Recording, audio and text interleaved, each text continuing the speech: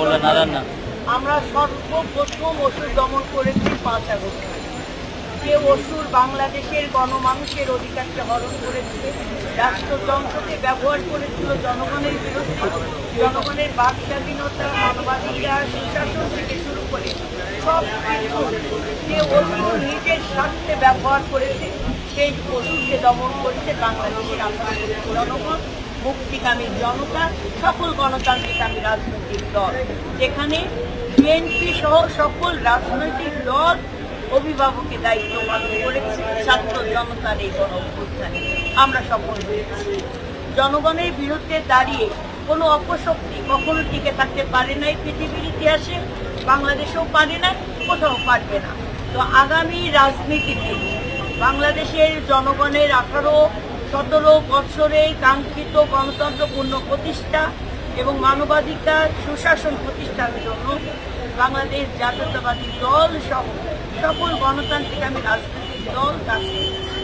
এক একজনের এক একটা ভিন্ন মত থাকতে পারে, ভিন্ন ভাবনা থাকতে পারে। নির্বাচনকে নিয়ে কিছু ষড়যন্ত্র সারা জীবনে আপনারা দেখেছেন। পৃথিবীর সব রাষ্ট্রে নির্বাচনকে কেন্দ্র করে দেশি বিদেশি ষড়যন্ত্রকারীরা খুব বেশি তৎপর হয়ে যায়।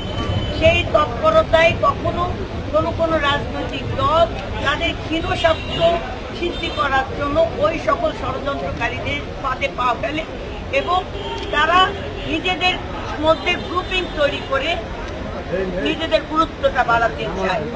বাংলাদেশের 18 কোটি জনগণ তার ভোটের অধিকার পূর্ণ প্রতিষ্ঠা করার জন্য, তার নাগরিক দায়িত্ব পালনের জন্য তারা প্রস্তুত। বাংলাদেশের জনগণ তথা আপনার গতানুগতিক যে নির্বাচনের ধারা, সেই ধারার বাইরে নতুন করে চাপিয়ে দেওয়া পিয়ার নামে কোনো শব্দের সাথে বাংলাদেশের জনগণ অভ্যস্ত নয়, পরিচিত নয়। তো জনগণের জন্য গণতন্ত্র, জনগণের জন্য রাষ্ট্র, জনগণের জন্য রাষ্ট্র পরিচালনার দায়িত্ব পাবে সরকার, জনপ্রতিনিধি।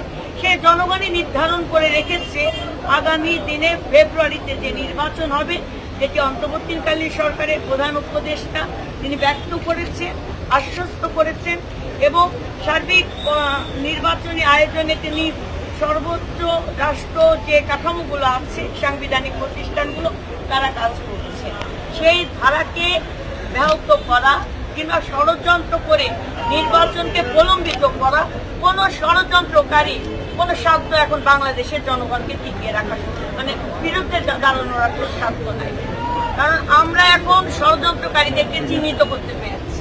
বাংলাদেশের জনগণ বুঝতে শিখেছে যে এখন জেনজির যুগ এসেছে, এখন নতুন ভাবনার চিন্তা ভাবনা এসেছে।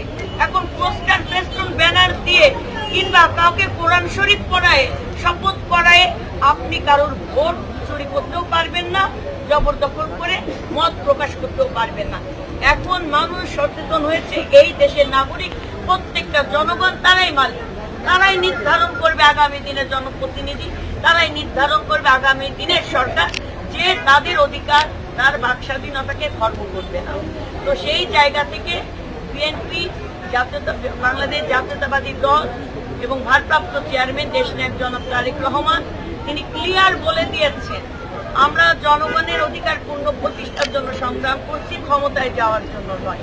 আমরা নির্বাচন চাই গণতন্ত্রের ধারাকে ত্বরান্বিত করার জন্য। আমরা নির্বাচন চাই যে নির্বাচনের মাধ্যমে মানুষ তার কাঙ্ক্ষিত ভোট প্রয়োগ করে, গুরুত্বপূর্ণ ভোটটা প্রয়োগ করে তার জনপ্রতিনিধি, তার সরকার নির্বাচন করবে, যে সরকার তার কাছে জবাবদিহিতা করতে বাধ্য হবে। তো আগামী দিনের এই সূচনা অব্যাহত রাখার জন্য বাংলাদেশ জাতীয়তাবাদী দল আমরা কাজ করে যাচ্ছি। আবারও বলছি, পিয়ারের নামে যারা গ্রুপিং করে নিজের গুরুত্ব বাড়াতে চায়, তারা সব সময় বাংলাদেশের স্বাধীনতার বিরুদ্ধে ছিল, জনগণের বিরুদ্ধে ছিল এবং ফ্যাসিস্ট সরকারের সাথে মৌন সমর্থন জানিয়ে হাসিনার পাশে হাত পাখার বাতাস করে করে তারা গুপ্তচরের ভূমিকায় অবতীর্ণ হয়েছে। এই যে অসুর, এই যে ষড়যন্ত্রকারী, এই অসুর দমন করা, ষড়যন্ত্রকারী ষড়যন্ত্র দমন করবে বাংলাদেশ জাতীয়তাবাদী দল এবং সকল গণতান্ত্রিকামী রাজনৈতিক দল, মুক্তিকামী জনতা। এই জায়গা থেকে শারদীয় দুর্গাপূজা উপলক্ষে দেবী মার 10 দুর্গা, মানে 10 হাত, আমাদের তো 2টা হাত, কিন্তু আমাদের ঐক্য দিয়ে আমরা সকল হাতকে ঐক্যবদ্ধ করে 18 কোটি জনগণ, তাহলে কয় কোটি হাত হলো আমাদের? 34 কোটি হাত। এই হাতকে একত্রিত করে বাংলাদেশকে আমরা এগিয়ে নিয়ে যাব সকল ষড়যন্ত্র মোকাবেলা করে। ধন্যবাদ সবাইকে। আপনারা যারা আসছেন আজকের আমাদের এই পূজা আয়োজনে, আমি আপনাদের সবাইকে কৃতজ্ঞতা জ্ঞাপন করছি, ধন্যবাদ জানাচ্ছি। আমরা আমাদের সামর্থ্য অনুযায়ী আমরা 10,000-এর অধিক হিন্দু সম্প্রদায় থেকে শুরু করে মুসলিম ভাই বোনদেরকেও আমরা নতুন কাপড় উপহার দিয়েছি দেশনেত্রী বেগম খালেদা জিয়ার পক্ষ থেকে, দেশনায়ক জনাব তারেক রহমানের পক্ষ থেকে, আমাদের নেতা বাবু ঈশ্বরচন্দ্র রায়ের পক্ষ থেকে, বিএনপির পক্ষ থেকে, এবং আমাদের বিএনপির অঙ্গ ও সহযোগী সংগঠনের নেতৃত্ব আমরা সকলে ঐক্যবদ্ধ আছি। দেশ এবং জাতির প্রয়োজনে জনগণের পক্ষে আমরা বিশ্বাস করি। জনগণকে সাথে রেখে, জনগণকে পাশে রেখে যারা পথ চলে তারা কখনো পথভ্রষ্ট হয় না। তাদের ক্ষীণ স্বার্থ সিদ্ধি করার জন্য ওই সকল ষড়যন্ত্রকারীদের ফাঁদে পা ফেলে এবং তারা নিজেদের মধ্যে গ্রুপিং তৈরি করে নিজেদের গুরুত্বটা বাড়াতে চায়। বাংলাদেশের 18 কোটি জনগণ তার ভোটের অধিকার পূর্ণ প্রতিষ্ঠা করার জন্য, তার নাগরিক দায়িত্ব পালনের জন্য তারা প্রস্তুত। বাংলাদেশের জনগণ তথা আপনার গতানুগতিক যে নির্বাচনের ধারা, সেই ধারার বাইরে নতুন করে চাপিয়ে দেওয়া পিয়ার নামে কোনো শব্দের সাথে বাংলাদেশের জনগণ অভ্যস্ত নয়, পরিচিত নয়।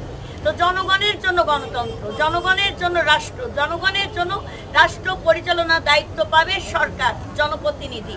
সেই জনগণই নির্ধারণ করে রেখেছে আগামী দিনে ফেব্রুয়ারিতে যে নির্বাচন হবে, যেটি অন্তর্বর্তীকালীন সরকারের প্রধান উপদেষ্টা তিনি ব্যক্ত করেছেন, আশ্বস্ত করেছেন, এবং সার্বিক নির্বাচনী আয়োজনে তিনি সর্বোচ্চ রাষ্ট্র যে কাঠামোগুলো আছে, সাংবিধানিক প্রতিষ্ঠানগুলো, তারা কাজ করছে। সেই ধারাকে ব্যাহত করা কিংবা ষড়যন্ত্র করে নির্বাচনকে প্রলম্বিত করা কোনো ষড়যন্ত্রকারী কোনো সাধ্য এখন বাংলাদেশের জনগণকে টিকিয়ে রাখা, মানে বিরুদ্ধে দাঁড়ানোর কোনো সাধ্য নাই। কারণ আমরা এখন ষড়যন্ত্রকারীদেরকে চিহ্নিত করতে পেরেছি। বাংলাদেশের জনগণ বুঝতে শিখেছে যে এখন জেনজির যুগ এসেছে, এখন নতুন ভাবনার চিন্তা ভাবনা এসেছে। এখন পোস্টার, ফেস্টুন, ব্যানার দিয়ে কিংবা কাউকে কোরআন শরীফ পড়ায়, শপথ করায় আপনি কারোর ভোট চুরি করতেও পারবেন না, জবরদখল করে মত প্রকাশ করতেও পারবেন না। এখন মানুষ সচেতন হয়েছে এই দেশে